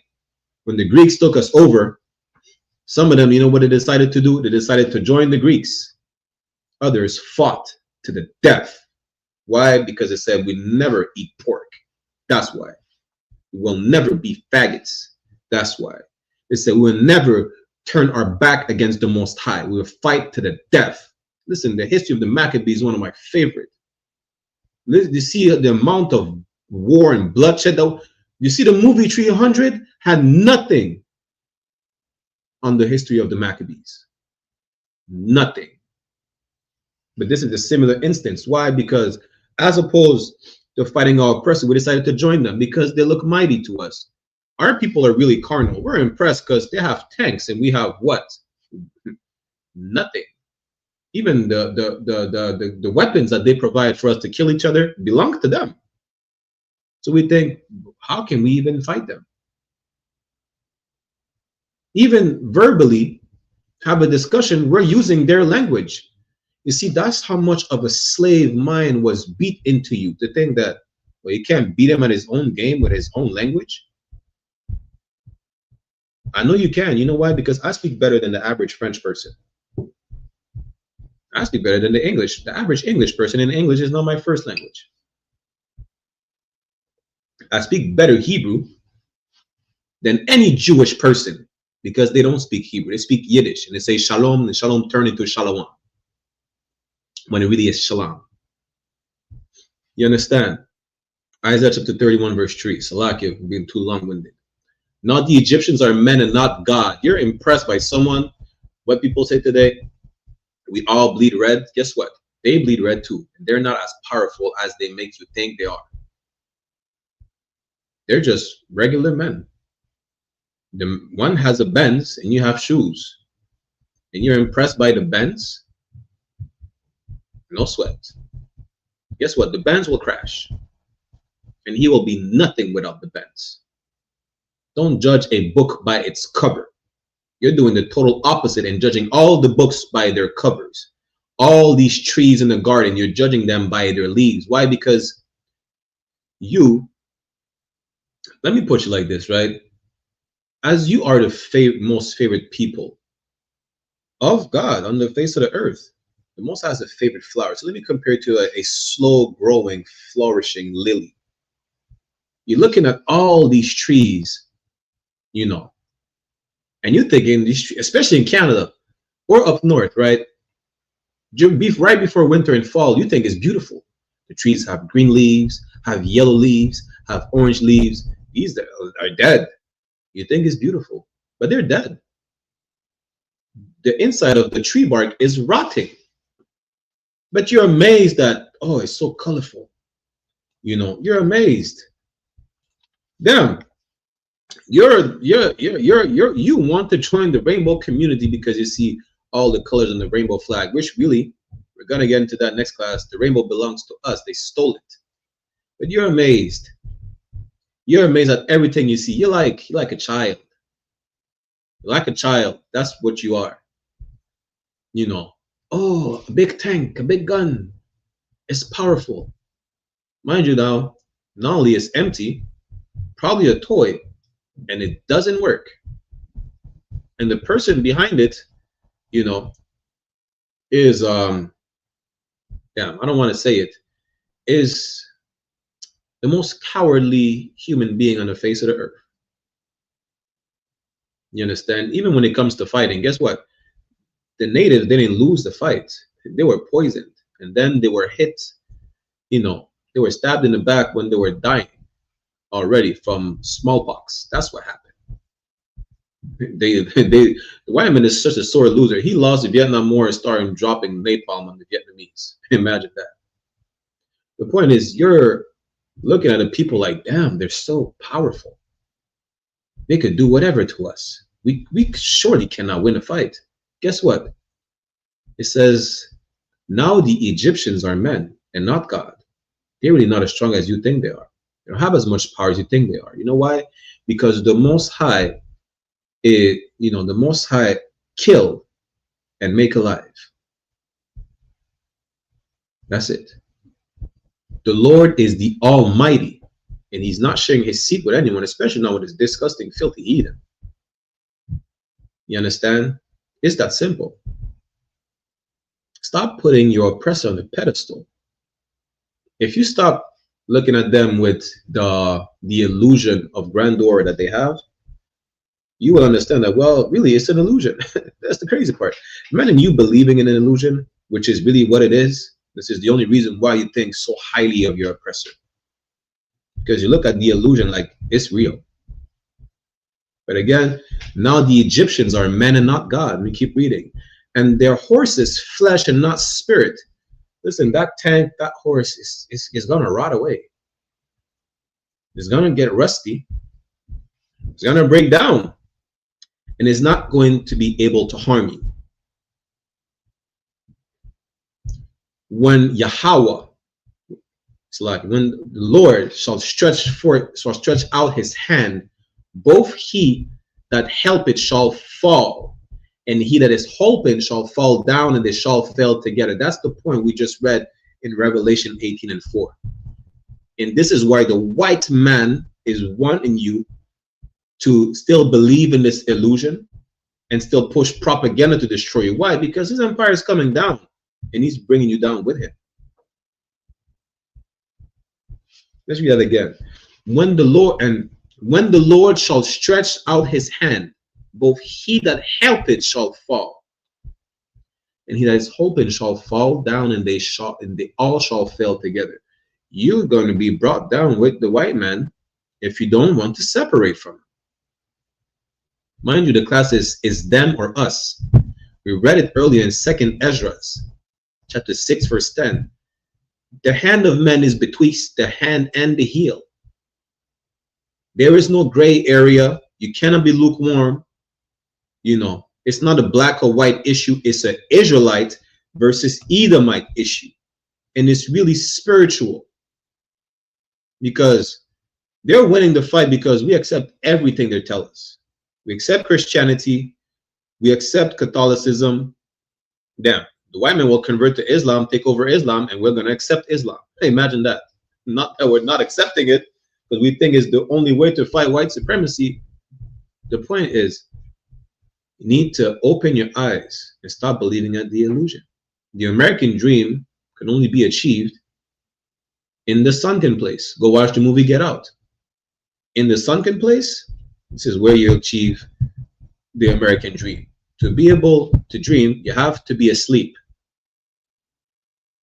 You understand? You have to smoke weed to be able to daydream and think, well, is the government our enemy? Who runs the government? It's dumb as hell. Is these religions? Who runs these religions? And people say the dumbest thing ever. Why? Because they're not in class. They're not in class and they think they're smart.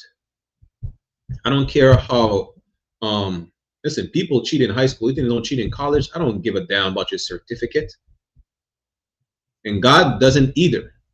The only thing the Most High cares about is your obedience. And if you want to turn your back on him because he didn't show you a plethora of firearms and go to your oppressor who's providing these same firearms that he's manufacturing so you could kill each other, so that he could shoot you in the back talking about, I fear for my life. Most I say, yo, you know I'm going to destroy them. And if you want to be with them, I mean, Lord be with you. And he's not going to be with you. So I like it. But with that said, we're going to end the class right here. You know, I don't think we're going to do a part 2. There's a few precepts I wanted to bring out as well. To water for everybody who tuned in. Make sure y'all click the sign in and sign out link in the class. In the chat, we're live on I.S.U.P.K, Montreal, Toronto, I.S.U.P.K La Puraneta podcast, right? Just tune in, General Hyman's scripture breakdown class on One West online classes on YouTube. It's going to be live right now. We're going to resume the history classes in the next week. I want to say it's next Sunday, 5 p.m. Eastern Standard Time, right? Until then, we have our show 1 p.m. Eastern Standard Time, One West Ground Zero. You make sure you tune into these classes. You have nothing else to do. I know. Because you're high on the couch right now. That's how I know. You understand? With that said, I'm going to get a security announcements. And we'll see you next week for the French Brotherhood class. Same topic, but in French. All right? Dua Israel Shalom.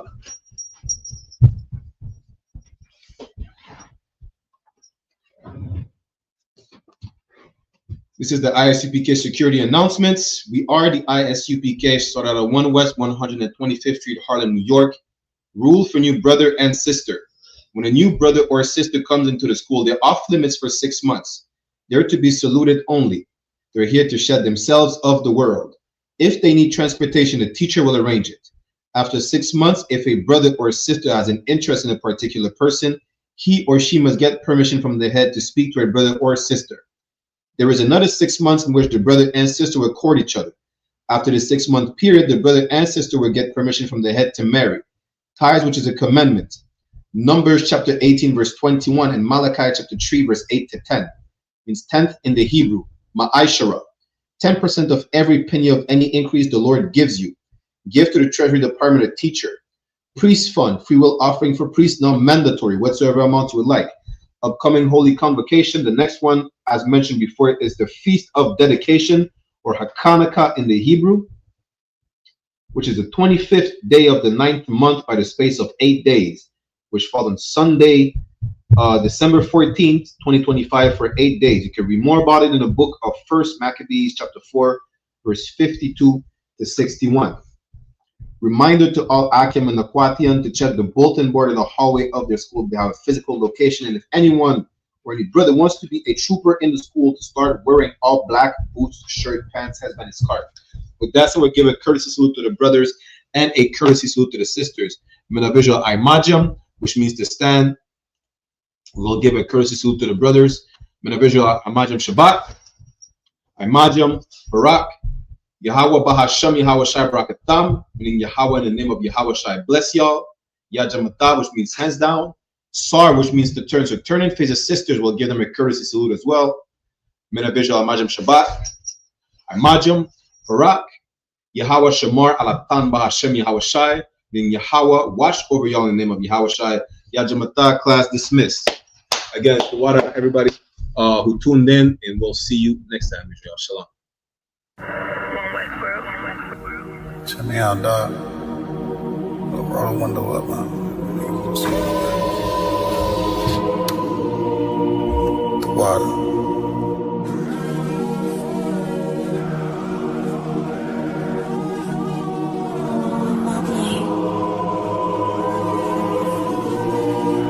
Ain't no better, dog, brother. The son of a king. I don't Balenciaga. I might just wear Kyla. I might just wear the Pradas. But I'm thinking long term, so I might say the dollars. We ain't no better. I'm just being honest. I should've went to college, but I was thinking violence. It's a one West world. We the fucking livest. Break it down, we break ground. We don't break no damn promise. Let's get active, dog. Don't tell me how you feel about it. These cats saying too much. They ain't learn enough. You maxed out the first quarter, I'm still warming up. These niggas tossing up a brick, they can't score with us. Who gon' come against us? On the Lord with us. Them niggas riding for you. I hope they ride till they crash. Put my name in your mouth, I put my belt to your ass. I ain't running no race, I just hope that I last. All them niggas you look up to, I consider them trash. Only time you seen a leader was in Wayne hand. Niggas will dap you, then pop you with the same hand. I'm a main player, I stick to the game plan. He don't really fuck with you, that's your main man. We them niggas came through and made your city hot. Yep, said he in the field, but he really not. And I ain't casting no stone, I just let him rock. And that's the kind of story they gon' read about. But if it's war, it ain't no tapping out. Grip still heat, spit like a dragon mouth.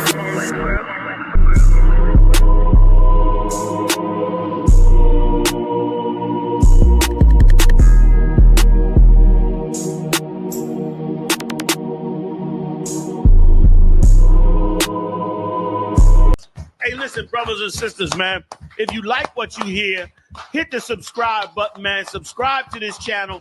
And also, please, go to isupk.com and pay your tithe. Drop me some cash so we can move around this planet like we need to, man, and do the things we need to do. They're one West.